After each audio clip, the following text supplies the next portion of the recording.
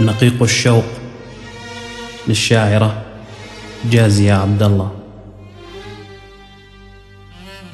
لم أراك الليلة على طاولة المفاوضات، ما القضية القادمة تسيطر على حنايا الشوق، لا تختفي عن أنظار الأماني الخجولة فجأة، لا أطمح أن تضع على جبيني مصباح علاء الدين، لا ولا أطمح أن تهديني سيف صلاح الدين، ولا أنتظر من شفتيك معجزة خاتم بنت السلاطين.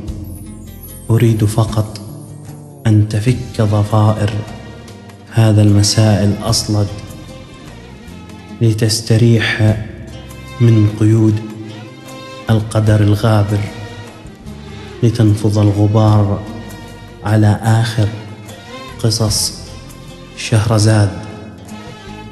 أنت والعمر والقدر بحسبان، والكبد والشريان يصرخان.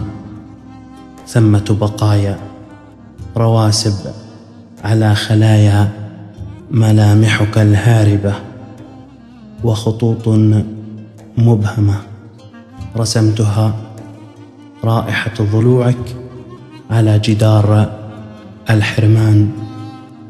كم أنا بريئة حين أفتقدك.